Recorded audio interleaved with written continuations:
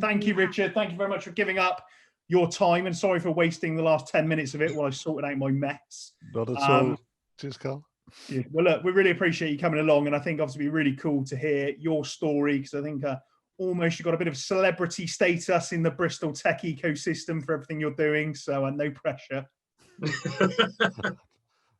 It's ill-founded if it's there, that's for sure. Richard, I thought maybe we'd just kick off, first of all, back to basics. Tell us what Rocketmakers is all about. I'm assuming you make rockets. We do make rockets, Chad, absolutely. So that was the one stipulation when we set it up, was we have to make rockets. Right. So we made one rocket, which was it's kind of a meeting pod in our office, which is a great rocket, so you can sit in there. And then we Lego rockets, any rocket you can find, we'll build it for you. No worries.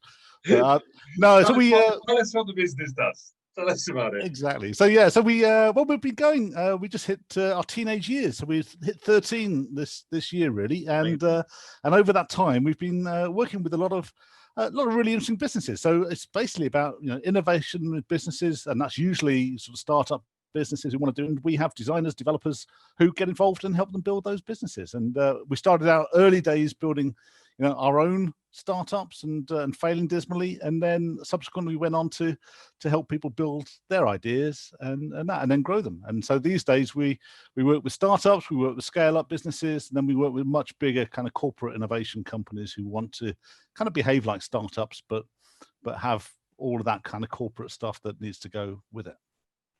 Amazing. So talk us through, I think we'd be very interested to talk us through the humble beginnings. Where was the brainchild? Where did it come from? Where's the origins of it?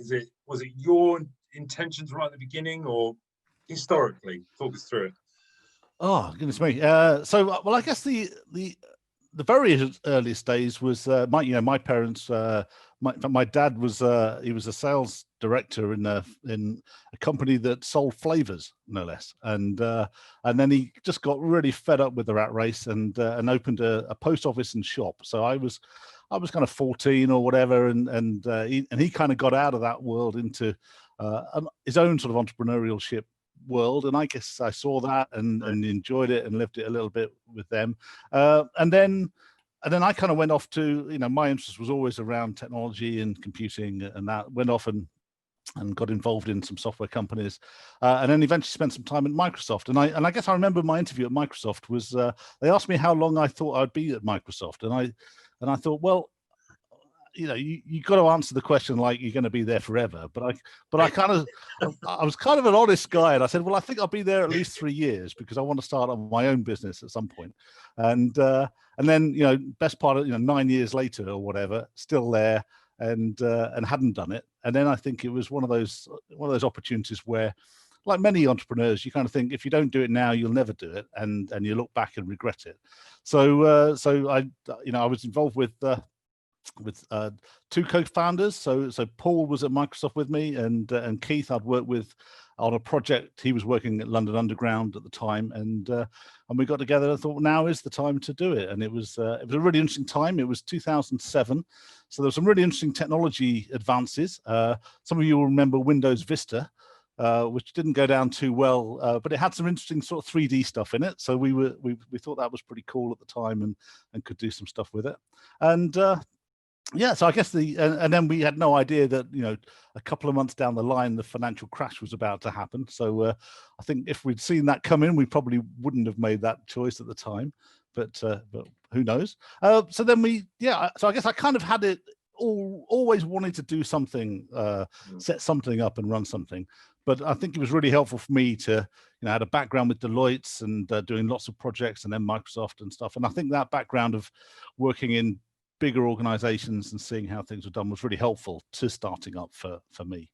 And then, fast forward now, we're, over 30 people creating a business which is all about innovation, technology, and we all jump out of bed in the morning on a Monday to do the next project. And it's a fun place to be. Sounds good, sounds exciting. And I suppose just listening to them, I mean, there's a number of things I'd like to ask. And I suppose the one that's just pinging out at me in my head was I suppose lots of people we're speaking to on these sort of the podcasts we're having at the moment necessarily haven't been through and definitely haven't led a business through sort of a financial downturn, and what they're experiencing now is the first time they've been through it. And I suppose just sheerly out of curiosity, I guess, what were the lessons you learned from sort of 2008 to sort of what you sort of, how you behaved differently, or what you did differently this time around, and sort of how did you deal with that as well as a sort of an early stage business? Because as you suggest, if you knew it, you wouldn't have done it. But I'm sure probably actually you probably still would have done it, because look at where you've got to now. Yeah, to be fair, didn't have a clue then, haven't got the foggiest now. So I don't think it's made any difference in 10 years. I mean, who saw a global pandemic coming around the corner, and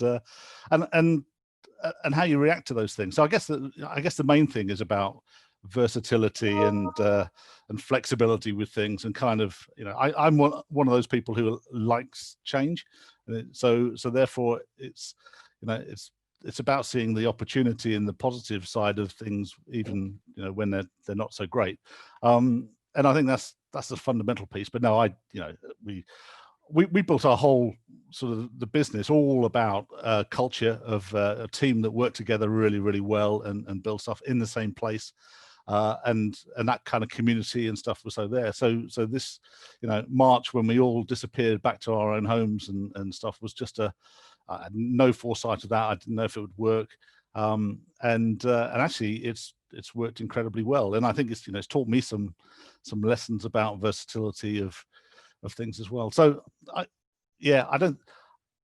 with the first crash, I mean, we were a very small business. There were very few of us.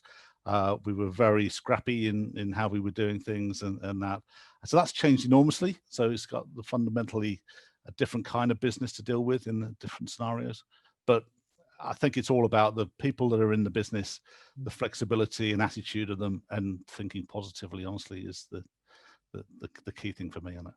No, it makes absolute sense. And I guess one of the questions I always like to ask everybody who does these talks with us is, clearly working for Microsoft, most people know who they are, and most people assume if you've been there for 9 years, you're doing something right. And clearly, I imagine you were kind of on a bit of an upward trajectory in your career. And most people would assume if you're in, like I said, in Microsoft on an upward trajectory, you're going to be climbing that ladder. I guess what was the, obviously you kind of said about your dad and coming from that sort of entrepreneurial sort of family, if you'd like, but for want of a better way of putting it, I guess, what was the straw that broke the camel's back that made you go, I'm going to leave this nice, safe, not necessarily easy, but safe job to give up working for Microsoft, and go and set up with 2 other people, Rocketmakers?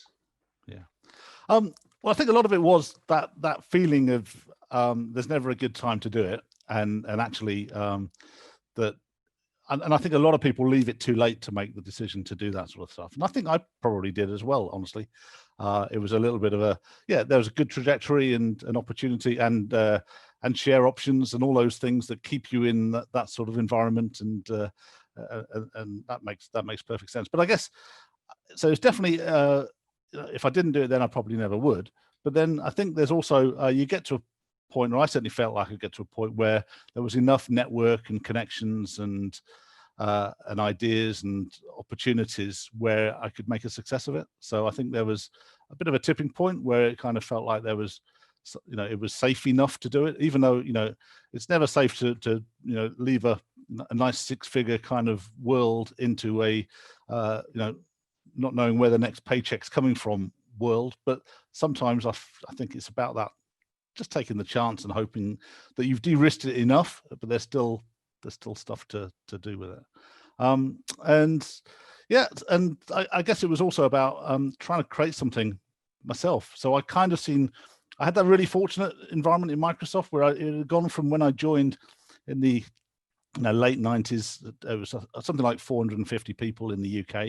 It had kind of moved into about 10 times the size probably when I left, and I kind of felt, I'm going to be really flippant with it, and it's not really the truth, but it felt like there were so many layers of middle management in stuff, that actually there were probably still only 450 people doing stuff. And then there were all the rest of the people were probably talking about managing doing something one day with things. And I guess that's the nature of any kind of business as it grows. And so it felt like, to me, there's an opportunity to get out and do something and start it, and also do it in the way you want to do it. So I think we had, as founders, and co-founders, we had some specific ideas of what we wanted to do and how we wanted to do it. So that's what my next question was going to be. That obviously the business has probably gone through various iterations over the years, so it probably looks different now, either from a service offering, a product, to what it was when you first started. So what was the embryonic thing that you guys were thinking of? Give us, and then we can get a sense of, wow, that has changed, Richard, since the first day. So what was, when you were all sat down with your blank pieces of paper going, right, this is the plan. What do you think, guys? What did that look like? It's interesting you mentioned the blank piece of paper, chap, because that was kind of one of the things that that got us started. So when we were at Microsoft, Paul, one of my co-founders, and I we were working in this kind of, prior to the .com sort of bubble stuff there. We were working with a lot of startup companies, and I remember going on a course which was all about understanding entrepreneurs. And one of the things in the course was you had to write yourself a letter that you would receive in 6 months' time. So literally, it was a blank piece of paper. Wrote a letter, handed it to these guys, and they did indeed post it back to you 6 months later. So we were sat in our new empty office with no real customers and stuff. Received this letter saying that I would have left Microsoft and started this business and was doing it. So it was just a great. So I'd write yourself a letter to get somebody to send it back to you in 6 months and see if you've done the things, because it worked for me. But I guess it's, we started out with the idea of just doing a bit of consultancy and that sort of stuff, not really having a clear definition. We kind of then moved into building our own startup. So we built a self-publishing startup that we called Cootie Book, which was, marketing wasn't our thing. It was three techies building something, and then gradually bringing some other people on board in the design space and stuff to grow it. And we spent, I think we spent about best part of 3 years building this product and raising some investment into it, and then realizing that it was taking us 3 times longer than we thought, that it was 3 times more expensive than we thought, that we probably needed to raise 2 million quid in order just to market the thing as a consumer product. And so it was all of those things where we kind of just didn't really know what we were doing, but it was fun journey on the way, and we nearly lost the business a few times in the process of doing all of that. And then we got to the end of it, and we kind of, to paraphrase it, we kind of realized that we didn't really want to run a self-publishing business after we'd created it. And the fun part and the interesting bit was the creative, taking an idea, transforming it into a product that really worked. And that was it. We were kind of ready for the next creative journey rather than running it. So it was like, when we realized nobody really wanted to run this, we kind of let it dwindle, and eventually it phased out. And that was probably our biggest pivot, which was, realizing that actually we wanted to work with people who did want to run the businesses afterwards, who had the passion for the business side, but didn't necessarily have that design and technology expertise to make it. And that's kind of how we transformed into what Rocketmakers really has grown into and become. And those early startup days are where you've got so much passion, you've got incredible ideas and an opportunity, but you've got absolutely bugger all money. And that's not a great place to be when you're trying to be a business servicing that kind of market. So part of the thinking there was, well, how do we, maybe we need to get some means of raising the money to build and grow the team and keep the lights on, but at the same time we need to kind of give and put sweat equity into businesses that don't have the money to do it. And that's how our kind of model for investing in early stage startups started happening. And we've done lots of those since. Yeah, definitely. And I think that's on this podcast, because I think you're one of the few people that probably have sort of up-to-date experience of both sides of that, if you'd like. And a bit later on, I'd be really keen to delve into just kind of some of your experiences and lessons you've learned and knowledge you'd be happy to share with people sort of been through it yourself, and then looking at investing in and helping other companies, startups going through that period of growth. But before I get on to that, I suppose, I guess one of the questions I always like to ask, because I think it helps people, is clearly when it was the three of you sat there, obviously there's lots of different hats for you all to wear, I'm assuming. Obviously both of you, kind of three of you, good technical background, but probably sales, marketing, HR, and then sort of understanding how you go about building it and scaling it to where you are today with the 30 employees you said you've got. So are you able maybe just to share us a bit of that story and sort of the key milestones along the way, and then maybe reflect upon what you know now, what you may have done differently? Yeah. Well, certainly ups and downs with any sort of startup to scale up, I suppose, journey, and that early stage is literally, doing everything. So I mean, I remember when we first moved into our very first office, we were originally at the Innovation Centre in Bath, and we had about 18 months there, and then I remember we kind of moved from a smallish room to start with, and we hired a 4-person room, and we gradually dismantled the desks until we could get 7 smaller desks into a 4-person room, and we did pretty well for a while. And then I remember Jace, who was I think he was our 7th employee. The door used to open onto his back of his seat, and he kind of got there long enough to settle in.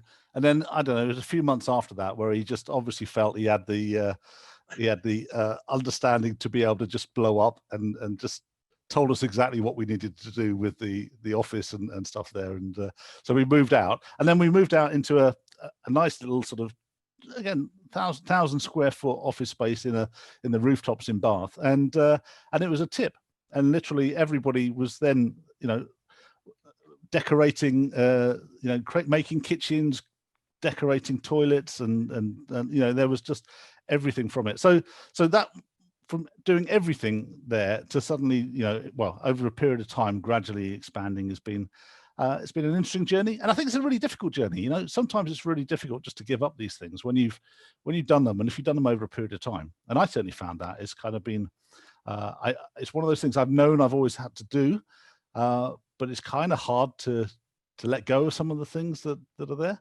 And that's really about, I think that's mostly by making sure that the people that you're bringing on, and you guys will know this as much as anything, is that hiring the right people into the business with the right cultural fit, and doing it with the right attitude to just take stuff on and do it, is just the critical part to it.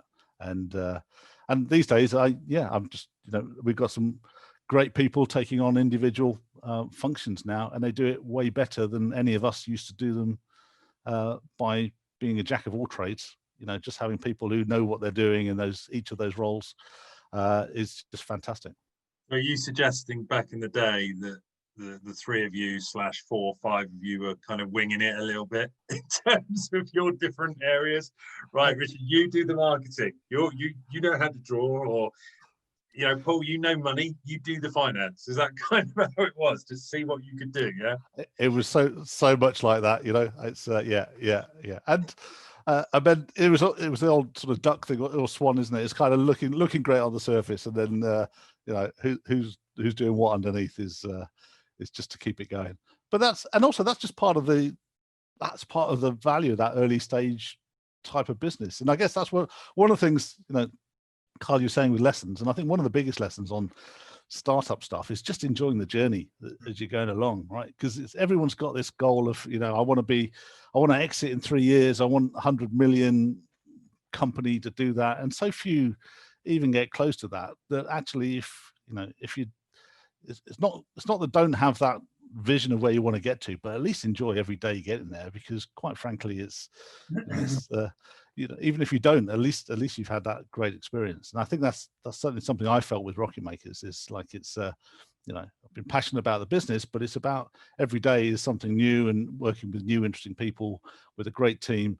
And if you don't take a step back every day and just say this is great, or if it isn't great, change it, because you know, I just think you spend so much time with work colleagues more than you spend at home with family often. And you've got to create, you know, if it's your business, you've got to create something that you want to be a part of. That makes absolute sense. And then I suppose one of the things, I mean, I love Bristol and the Southwest regions, but I suppose why here? Why Bristol? Why make Bristol your home? And what's, I suppose, in sort of Bath, and I guess what's kept you to this region, if you like?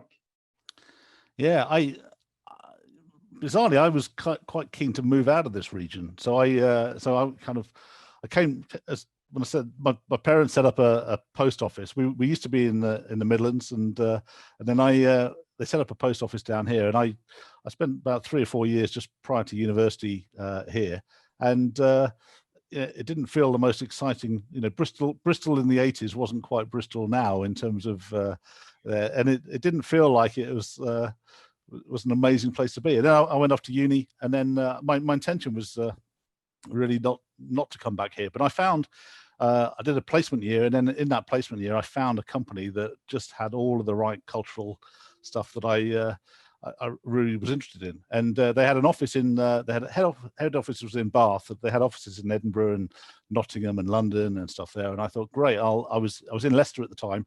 I thought the Nottingham office is brilliant. So I applied. Got offered a job, and they said, "Great, you're in Bath."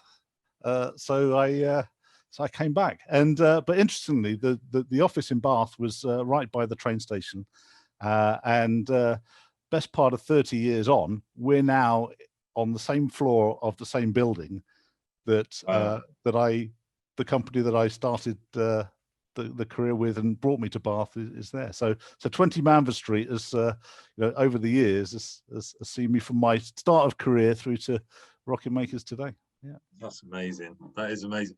What is clear, and what I'm sensing from this is, I think values are really important to you in terms of the proposition around. You've probably built the value proposition over a period of time in terms of what makes a good, you know, what makes a rocket maker. You know, I think it's important to, like, I guess you've learned that over the years in terms of what you think the right person would look like for you, and that sort of probably lends itself to kind of the way that you've worked over the years and what the sense of worth of an individual. That's really important to you, would you suggest, in the business that you're in? It's all about the people, chat. It really is. And you know, as much as you might think otherwise, ultimately it's down to the people around you and their attitude and approach, and that's it. We went through a little every now and then we have one of those moments where, like in some businesses, where you think, oh shit, I haven't really thought about any strategy for a while, and we went through that really at the start of this year. As I kind of I thought I haven't really spent any time thinking about it. I went out and bought a few books and stuff, and try to just focus on some of that. And part of that was sort of going back to overall mission and you know, values and that, and thinking about it. And I must admit, I'm not one of these people that, having worked in a couple of big businesses like Deloitte and Microsoft, when you've got somebody in people or HR telling you what the company values are, it just pisses me off, quite frankly. So and I just don't believe any, you know, most people just don't know what they are because it's irrelevant to them and stuff. So just going through that process at the start of this year, we kind of said, well, the values need to come from the people that are working in the business, right? It's not you say these are going to be our values. It's what you do and the way people behave now and the cumulative effect of everybody doing that's there. So we kind of went that route and sort of looked at what the behaviors and characteristics are that we demonstrate all the time and have done over a while, and then we try to formulate that into some terms that make sense. And I think that's, for me, that's the best way to do it. And a lot of our interview process is very it's pretty much entirely, I would say, kind of 80% of that is all about cultural fit into the business, because you can train people up on individual bits of technology. And you know, the great thing about our industry is that the technology is going to change in the next 18 months anyway. So, you know, unless you have a passion for learning and expecting that sort of change to happen, then you're the wrong person to be in this kind of innovation, forward thinking part of the business. So really, it's about finding people with those key attributes and things, but just who is a perfect fit for the organization. And I mean, some very different kind of models that perhaps some others do. So we, if you're a developer in Rocketmakers, you spend a lot of time talking to the customers directly without other people sort of in the way, redirecting and those sorts of things. Because there's times when that's really helpful. There's also times when it just gets in the way and stuff there. So it's just having that personable, approachable characteristics as much as being good at what you do. Yeah. That makes sense. And I suppose then, I guess one of the things, like I said earlier on, I was keen to talk to you about was obviously you've had some great success building the business to where it is today. When we were speaking prior to this, you were talking about sort of building another startup for yourselves as well within the business. So I guess I was intrigued because, again, when I spoke to you about it first, because my opinion would be, well, clearly then Richard knows everything he's doing. You know what I mean? He's going to build his own version 2 startup and it's going to go at 1,000,000 miles an hour and it's going to be brilliant. I guess maybe you were just to share a bit on that and where you are, what your thoughts are, and maybe a bit about what you're planning and how you're doing it. Yeah. No, I do know it all now, so it's going to be a piece of piss. That's fine. No, so when I said at the outset that there were a bunch of techies building a product and stuff, and that we didn't have a clue. Well, fast forward 13 years, and it's a bunch of techies building a product, and maybe we got a bit more of a clue. I don't know, but it's there. It seems to have come a little bit full circle, and it's fascinating for me that it has, because we do a lot of sort of R&D stuff and things, and trying to keep up with technologies, and we do a lot of internal stuff. And we had a circumstance a few years ago where there was a big VR conference being run in Bristol called VR World Congress, and some great people, Dan and Ben at Opposable were setting all this stuff up and doing it, and I wanted to support them. So we said, well, we'll take a stand at this exhibition, pay the couple of grand it was for the stand, and show something, but we had nothing to show. So I came back and said to the team, we put some money down here. This is a big VR conference, 3,000 or 4,000 people coming to Bristol about it.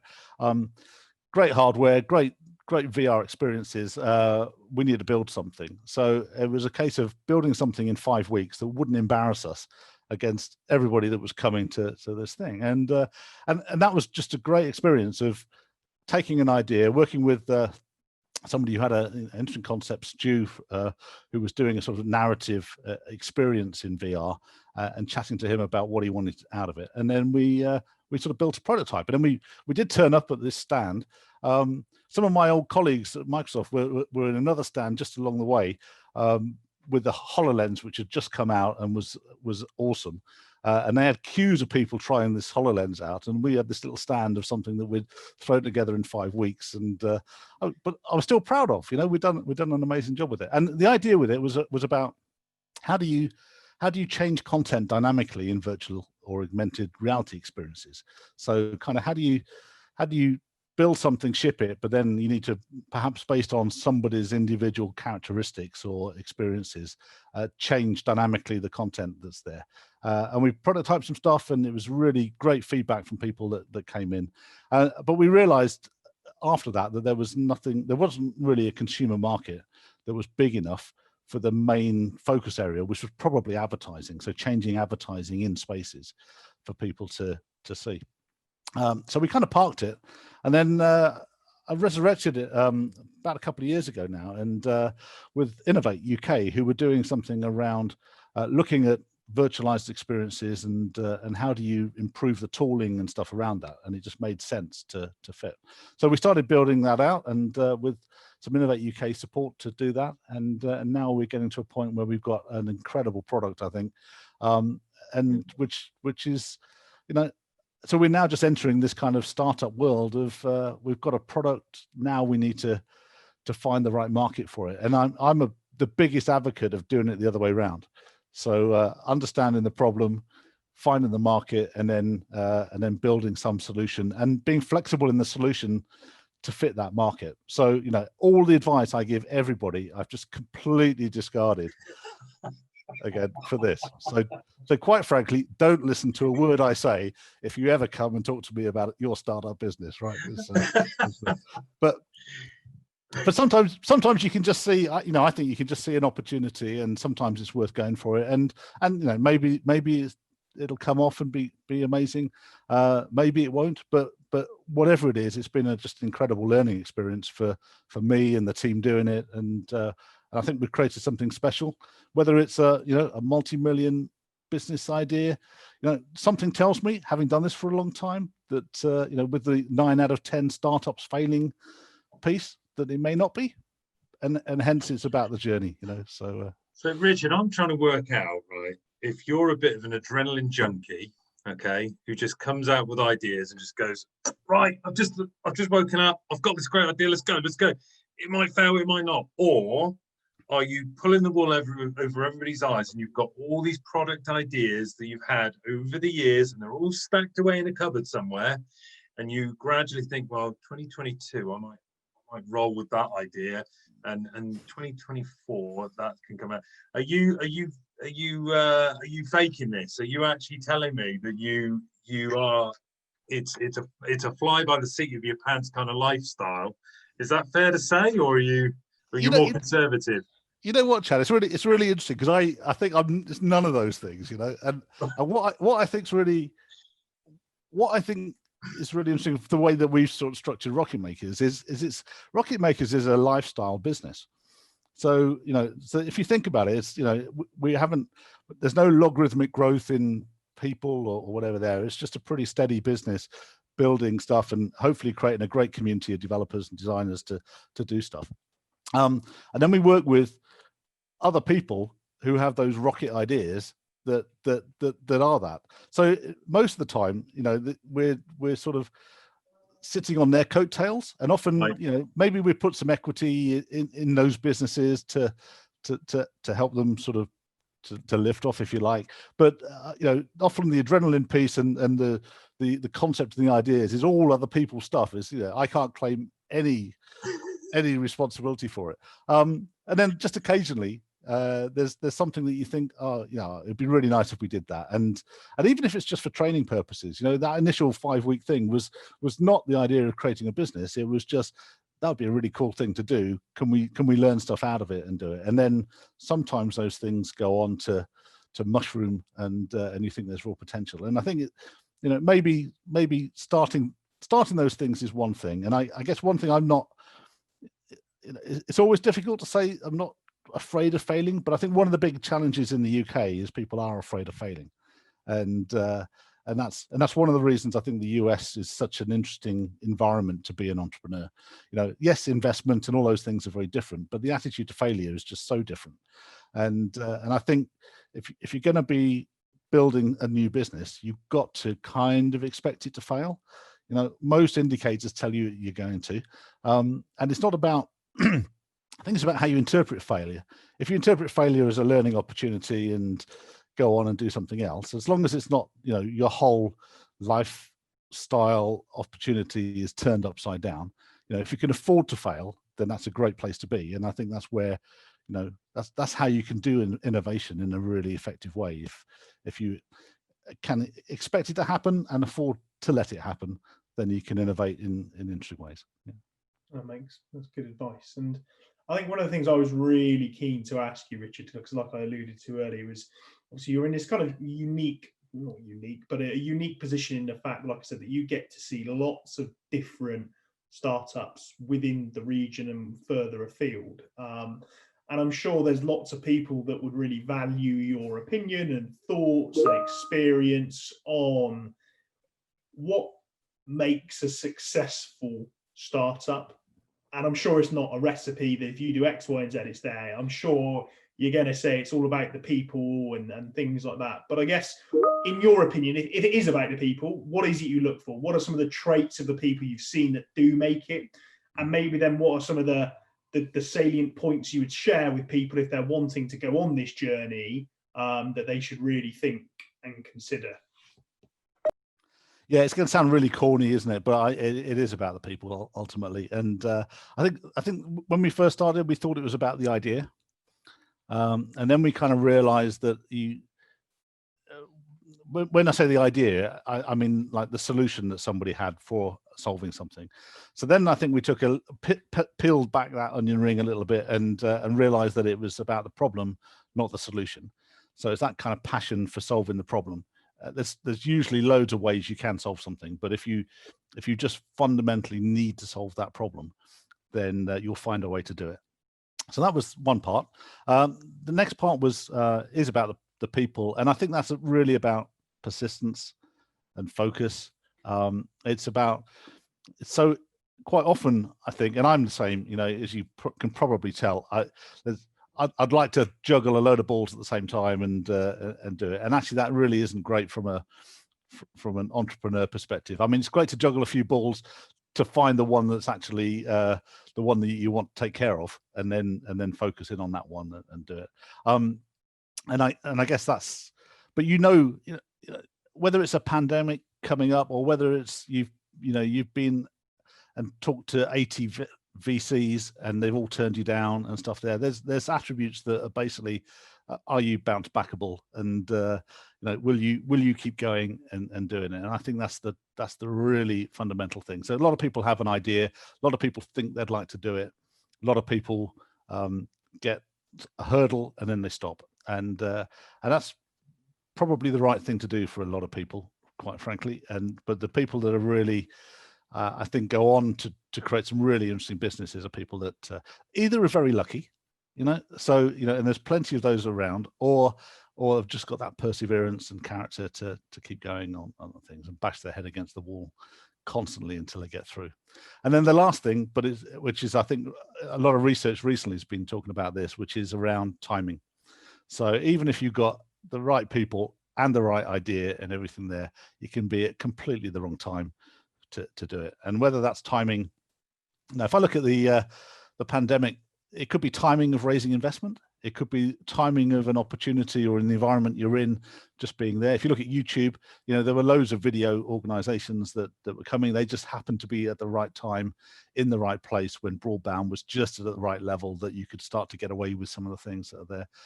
If I look at investment, just going into the pandemic, there's the people that we've been working with who raised money just before the pandemic hit, have got runway for the next 2-3 years. Maybe they've pulled back on some of the things that they're doing to preserve that runway, but in that time, a lot of their competitors are going to fail by no means other than just not having access to cash to do it. So timing, whether it's a positive thing or a other impactful thing, is a critical part.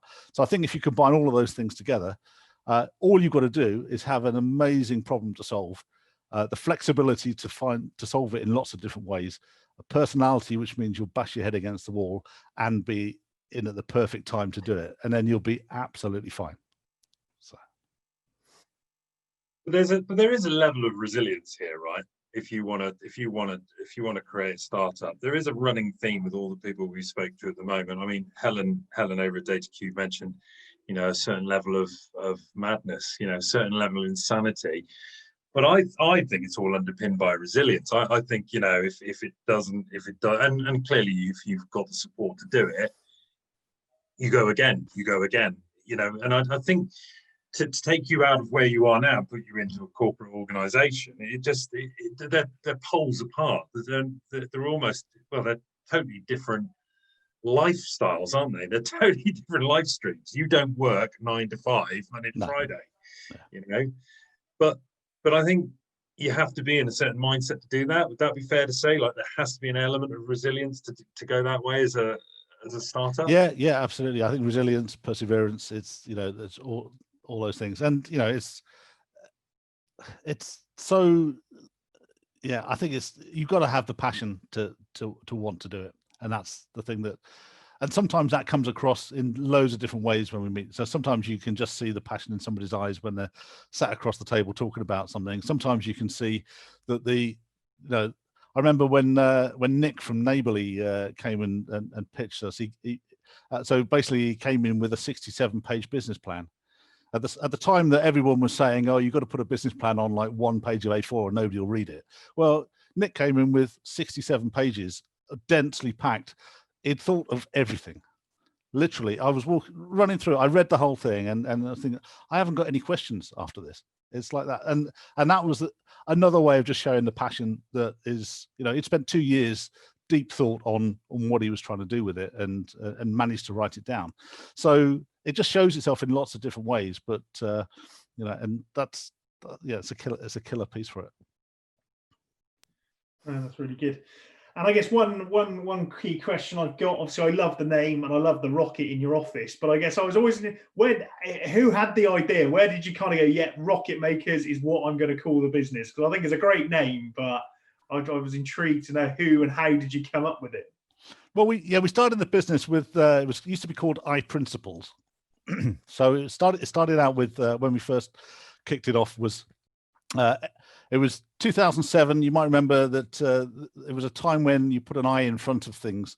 It was cool.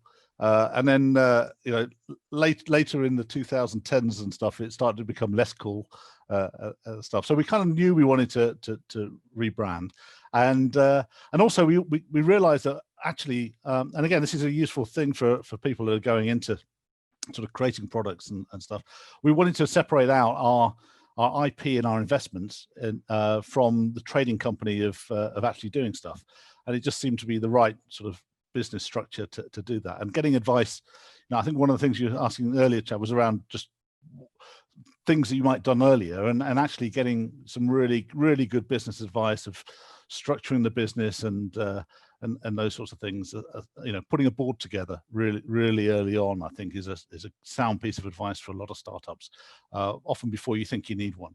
So I think that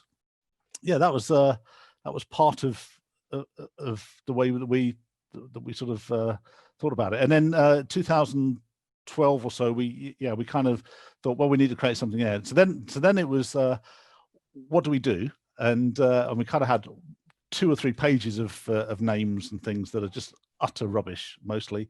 And then we were looking, and I don't think it's true now, but at the time it really felt like you had to have a .com address, and that mattered. So then we whittled things down to where the .coms were, and bizarrely rocketmakers.com was available, and it just felt a natural fit. So and then but there's also there was a book called The Rocketmakers, which was all about sort of the 1960s experiences of space travel and stuff there, which really resonated with me. So that factored into it as well. Yeah. So you're going to send us the link to that book, and we'll get people to have a look at it. So it's a fantastic organization underpinned by the values. The one thing that was a running theme, and I just want to take your opinion on it. Would you suggest that the Southwest is quite collaborative in their founders? We do. A lot of people know a lot of people, and that's and what the running theme, I think, from these podcasts is that people really appreciate that. Within the founder community, they take advice, they listen to advice and opinion. Would you suggest that is the case specifically in the Southwest? Is that fair to say? I think it is, and certainly anecdotally, I think that's the case. I mean, I don't know. I haven't sort of tried to build startup businesses any other area, and I know the Northeast a little bit, and I know there's some really good community stuff that's there. But definitely, I think sharing ideas and stuff is something that is really, I mean, certainly compared to London and that environment, people see a fundamental difference in the whole of the Southwest area for that. And in some ways, there are certainly a whole bunch of super networkers in this area, and it's easy to find them.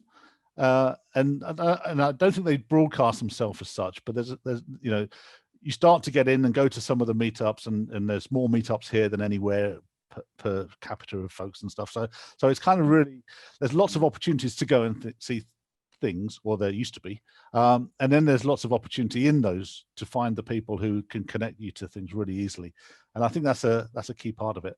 And then I think there's definitely an openness, and maybe there's just a bit more laid backness about here than other areas where people are prepared to share stuff and do it. And I'm a big believer in sharing ideas and getting feedback as fast as possible. I mean, if you think 9 out of 10 startups fail, well, what's the risk really?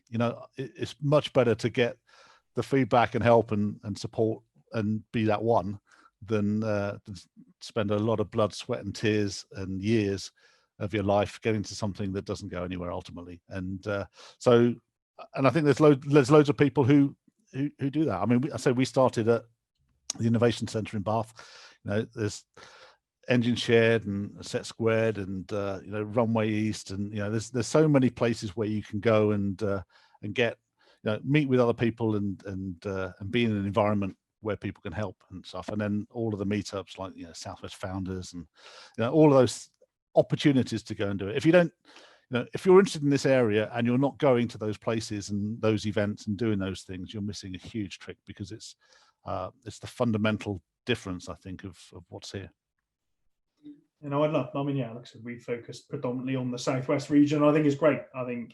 And sort of how every year the ecosystem evolves and the support networks that are out there, I think is phenomenal. And I'm hoping with everything that's going on in the world as well at the moment, I think we'll see more talent wanting to get out of the big cities and really seeing even more appeal in the region as well. So I think whilst this isn't great for anyone, I think hopefully over the next probably 12, 18, 24 months, there probably will be some really exciting things. I think we'll see more companies as well coming to the region, because the cost of talent is lesser than sort of the further southeast you head. And I think the quality of life is much better in the area as well. So I think it can only go from strength to strength. Yeah, absolutely. I think the talent quality is great here. I mean, four universities in 15-mile radius. There's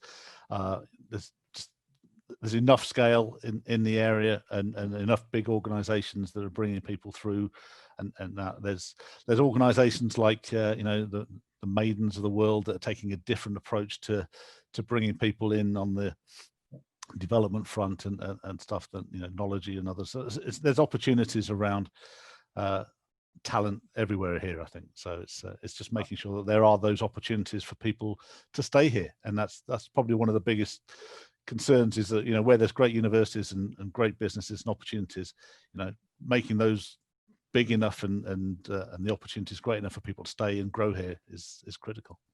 Yeah, no, I agree. And I'm hoping with the things like you said with Maiden and Knowledge and those types of places, I think career changes, I think that will be brilliant. I think if the more people that we can encourage from sort of diverse backgrounds into technology through those types of academies, I think will be amazing for the region as well. So I'm keeping my fingers crossed. And then the final question from me, Richard, it's an interesting one, but I guess your one top piece of advice for people, what would they, if you had to sort of bury all of your years of experience and knowledge and wisdom into one golden nugget, what would it be? Make it good. Make it good, Richard. No pressure. You guys didn't tell me this was coming. There you go. Oh yeah. To quote Nike, I think it is just do it, and I think that's probably it. There's never a good time to do it or a perfect time to do it. And I said, perhaps I left it a little bit longer than I should have done. I knew I kind of wanted to do something, and perhaps was a bit comfortable in some ways and stuff, and didn't do it then. Maybe it would all be different if I had done it then, and maybe I'll be saying just don't do it. But no, I think it's kind of taking those opportunities and just and thinking on the positive side of it and just cracking on and having a go. So yeah, without any depth of thought, that's my one thing. I think you can't beat an organization that's probably put tens, if not hundreds of millions into their logo and tagline to copy for something like that, is my attitude. Yeah, fair enough. Richard, that is our time. Our time is up with you, and it's been an absolute pleasure, sir. So we really appreciate you coming on and talking honestly about the journey, and I'm sure that people will take good notice of some of the wins and the pitfalls of what it's like as a startup and as a co-founder, as a founder. So yeah, thank you so much for coming on. No, it's been great. Thanks, guys, and I'm looking forward to listening to the next lot. So yeah, no worries.